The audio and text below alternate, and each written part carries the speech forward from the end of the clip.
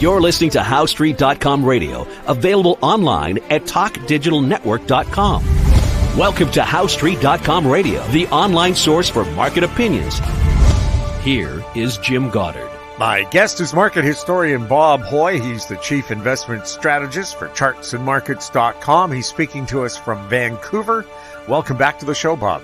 Hi, Jim. Here we are Friday morning, and it's always good to be with you and our listening audience out there, wherever they are. I can never figure it out. And it's a myth that it rains all the time in Vancouver. The summer, mostly dry, mostly warm, but not too hot.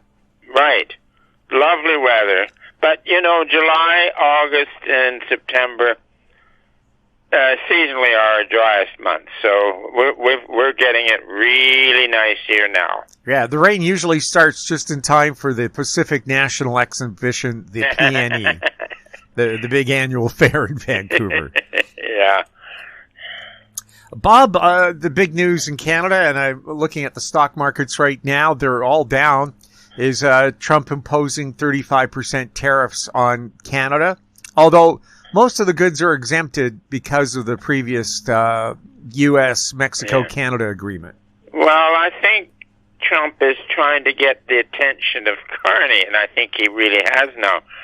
Carney lives in a really strange world that everything must be controlled. He's a real climate freak, and everything must be controlled, which is not the way this country works. We are still a free country with free individuals, and Trump sort of sees it. Now, his 51st state is provocative, and it's intended to be. But I believe in reading about this idea and its tariffs and whatnot, is the end result is a border, the 49th, all the way across, that is porous, open for people north and south, open for ideas north and south, and trade and goods and all that sort of stuff, and making a very prosperous continent.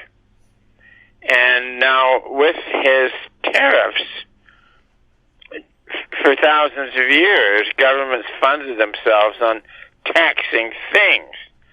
And then in the early 1900s, the step to taxing income was considered immoral, evil, dreadful, because they were taking the money before you even got it. So his intention with the tariffs, well, it's three steps. Reduce the size of government. 2, do the funding with tariffs, and eliminate the IRS, the Internal Revenue Service, no income taxes. Now, if this goes through in the States, it would be inevitable that the populace in Canada will demand the same. But the problem is now in Canada that Ottawa is on its 100-year power trip, where it has to control everything. And thank goodness for Danielle Smith, the Premier of Alberta, who sees through it all and knows that you cannot reform Ottawa at all, ever, and that the only way to handle it is just to ignore them and pay no attention and, in effect, become a sovereign province country. And Trump is seeing this and encouraging it. I don't know that he really wants to have Alberta and Saskatchewan as states. And as I said, the idea is to have an open and porous border north-south so that ideas and money and goods and services all flow north and south nicely. So that there is a good path that he's on. And, of course, this then is highly offensive to Ottawa, who feels it must control everything. And, of course, Prime Minister Carney, he's a throwback to a long time ago where everything has to be controlled. As I said, he's a real green climate advocate. He really thinks that by controlling CO2, you can control the climate. I mean, my God, what hypocrisy. Now, the history of income tax in Canada, 1917, it was to apply to only the top 5% of income earners, and it was a measure to pay for the cost of the First World War. Well, obviously, we're still paying for the First World War. Good way of looking at it, because they just yeah. expanded the tax regime. Yeah. Yeah. And if you're very wealthy, you don't pay income tax because you don't have a job to pay income tax on. Mm-hmm. Well, everybody's got ways of reducing taxation, and then the government goes around making yet more complicated ways of getting taxation. So, the Panama Papers proved that all the retired Canadian prime ministers put their money into Panama to avoid paying taxes on their wealth. I did not see that. Wow. Yeah. And we're the only country that didn't take any action on that. I wonder how that works, Bob. It's called something about self-policing, you know? That always works so well, doesn't it? Yeah. Now, we'll start taking a look at some of the headlines that caught your eye today. The climate change cult is encountering more resistance these days. Oh, yeah. Yeah. Say 20 years ago, most people were fully endorsing that people are bad and climate had to be looked after. But they're seeing through it. Now, you know, the whole tout about the evils of global warming has been on for more than 30 years now. And the other thing that is astounding, for the first time in the billion-year history of life on Earth, the boast is that warming is bad. But you got a billion-year history of life on our planet. And first they were, of course, just little bugs and critters and stuff like that. So anyways, the warming has always been good. And there was one time when we went through a particularly cold period, and I don't know that the literature referred to the Earth as an ice planet, but it certainly was a slush planet, completely covered in ice. Now, here's what you get. Take a look under a glacier and tell me how many different types of life forms you got there, a few bacteria and stuff like that. But so the idea that warming is bad has been one of the greatest lies and promotions in history. But actually where we are is we've been on an interglacial where we've had, 12,000 years of warming, so to speak, except that about 8,000 years ago it got even way warmer than it is now. So life's fine. There's no threats to the climate that government can do anything about, and it's just done to control people and raise money. Yes, ice core samples show the Earth goes through a natural cycle of 100,000 years roughly of ice and 10,000 years of warm. Well, we're getting towards the end of the warm period, so it makes sense that it would be peaking. Yeah, we are, and these are in the literature called Milankovitch cycles, and they're in the history going back millions and millions of years ago. So, no, we're living in a very fine climate, and it can head towards cooling. But Jim, at my age, I ain't going to be around for it. Well, I mean, 10,000 years ago, Vancouver was under a mile of ice, Yeah. A kilometer and a half. Even better, Toronto was under a mile and a half ice. Yeah, and the Maple Leafs still couldn't win. Yeah. We'll have more with Bob Hoye right after this.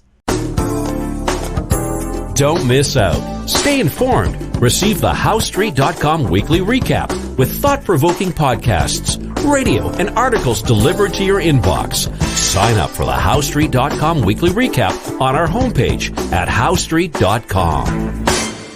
Welcome back. We're speaking with Bob Hoye from Zero Hedge, the mythology of too big to fail, why digital banks are the new safe haven. Oh, yeah. Here we are. Digital banks, whatever that is, and safe haven. Somehow those two do not go together, but it shows that the writer or the condition is extremely confident and bullish. So we'll see what happens there. Well, digital banks right now, you get a higher interest rate if you have a bank that doesn't have a physical place. Yeah, the expenses of banking are reduced, but then banking is banking, and who knows how disciplined they are with their deposits. So I think it's just, to me, it was a scary headline. Oh. Well, so far I'm enjoying the digital bank experience where their GICs and regular savings pay better rate than the regular bank. So yeah. Well, I don't have anything to do with it because my secretary Katie runs it all. So that's the best world. It doesn't have to bother with anything. St. Katie. Yeah, Katie. From Zero Hedge, another canary, the Las Vegas economy is tanking just like it did in 2008 and 2009, which was a horrible recession. Yeah, I thought that one was interesting. Maybe the intense gambling has run its course and turning the other way. I thought it was an interesting headline. Well, you have Canadians boycotting travel to the U.S. Travel from British Columbia to the U.S. down 32% year to year. And also, I've heard comments from Americans say, why go to an expensive casino in Las Vegas where they charge $25 to park and $25 for a cocktail when they have 3 or 4 casinos like just a few miles away from their house now? Yeah. So you don't have to go to Las Vegas to gamble. No, I guess you can gamble on your phone. Yeah. If you know how. The cheapest way to lose your house. Right. From Zero Hedge, U.S. copper prices crashed the most on record after Trump confirms 50% tariffs excludes refined products. So his tariff is not on refined copper, but it is on copper products like wire and pipes. Well, that one showed that the trade was very offside on it, and there was no depth in the market to take the reversal. And you look at the chart on it, that one-day drop, I'm telling you, is huge. So 20%. Yeah, it shows at times commodity markets are one way, and then all of a sudden they're the other way. From Zero Hedge, most divided Fed in 32 years as it refuses to cut interest rates again.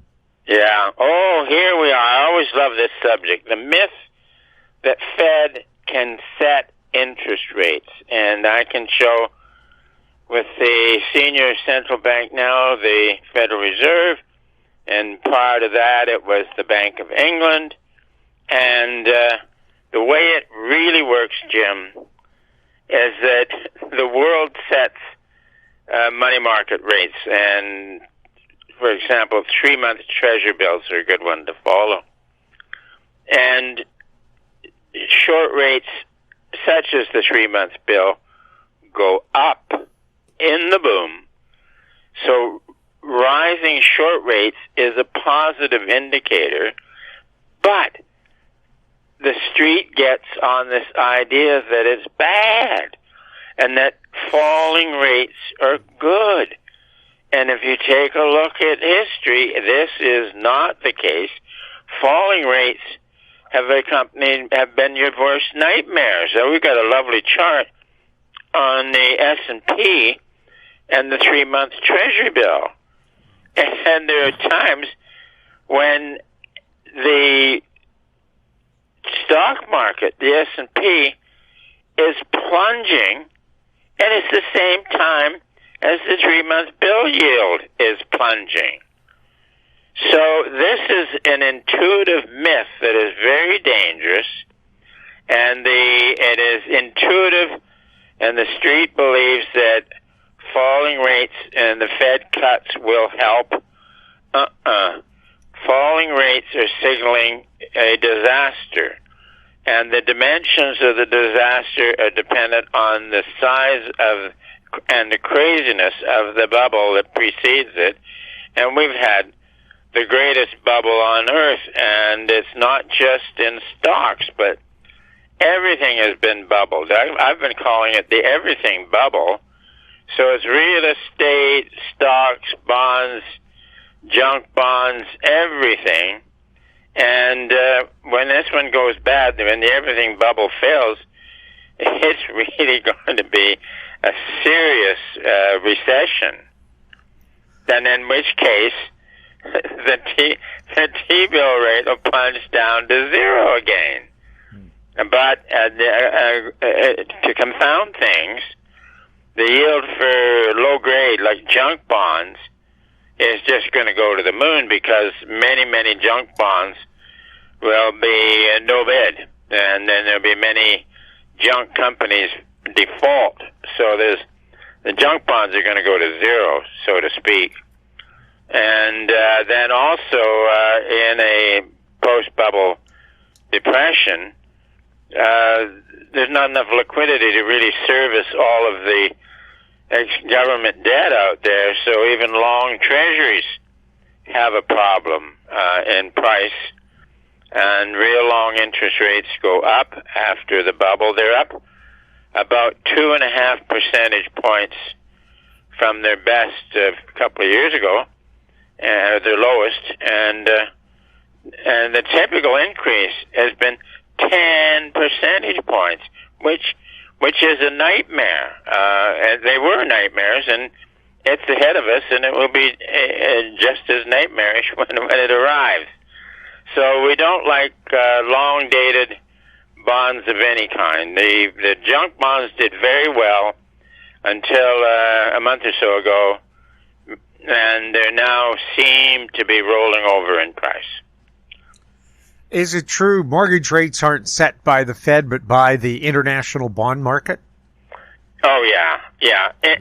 Interest rates are always set internationally because you've got trade everywhere around the world, and it still feeds back into the financial center and the interest rates of instruments in the financial center. So, yeah. The Fed just gave a rare look at its $2.5 billion renovation right before President Trump's tour. Yeah. How can you spend $2.5 billion renovating the Fed's premises? I think this is just outrageous.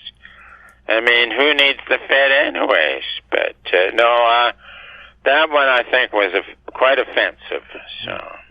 Well, the White House announced on Thursday that they're going to build a $200 million, 90,000 square foot ballroom on the east wing of the White House that will be paid for by donation and by President Trump. Oh, I missed that one. That's an interesting one. I'll follow it up, Jim. Yeah. Well, as long as it's paid for by donation, I'm sure. Sure. US, yeah. We'll be invited when it opens, right, Bob? Yep. Just as long as they're going to have a little dance music, I'll be there. You would like some big band stuff. Big band, but also for me, Satisfaction by the Stones. That's a premier rock number for me. So. And our last headline from Zero Hedge: California's $20 minimum wage killed 18,000 restaurant jobs. Yeah. Yeah, the movement for rising minimum wage has always been a job killer. And that one was just such a striking headline about the restaurant workers who are just, that's it. they're priced out of the market, and it's an evil. These wage concessions like this, they got to be set by market forces. AI expected to replace white-collar workers. It's going to be more than just restaurant people. I think so, but we'll see how. Now, the whole thing is that these are specific issues, but we've been in a fabulous, great financial bubble, and they've always been followed by a Great Depression. So we'll see whether we get there, but this big thrust in the market, as you know, we've been looking for it to really be good into mid-year, and maybe then August dithering around, and then we're going to remind people that if there's going to be a major crisis in the market, typically they're found in the fall. So maybe August gives us a breathing room in here, and then we'll watch for failures on price charts for, say, the Dow and S&P and stuff like that, and see how it goes as August progresses. And the death of romance here. Reuters quotes a study by the Bank of America showing some Gen Z or Z in the U.S. adults spend no money on dating. Oh, yeah. That's why I threw in Ogden Nash's line about candy's dandy, but liquor's quicker. How can you... Anyways. Well, you're just going to have to do it with charm and good looks, I guess, and personality. Yeah, nice. The way, a couple hundred years ago, going for a walk along a nice leafy glen and holding hands. Oh, it's all lovely, yeah. Well, so many women say the guy that they dated who paid for everything and was super polite, all of a sudden they get married and there goes the polite guy. Yeah. Bob, always fun chatting with you. Yeah, Jim, I enjoy our Fridays together, and let's look forward to next week. My guest has been Bob Hoye. He's a market historian and the chief investment strategist for chartsandmarkets.com. If you have any questions for Bob, you can send them to info@howstreet.com. He'll gladly answer that question for you. Our YouTube channel is Talk Digital Network. Find us on X @HowStreet. We're also on Facebook. I'm Jim Goddard. Thank you for listening. Comments made on HowStreet.com radio are an expression of opinion only and should not be construed in any matter whatsoever as recommendations to buy or sell any financial instrument at any time. Available online at TalkDigitalNetwork.com. HowStreet.com radio is a production of HowStreet Media Incorporated.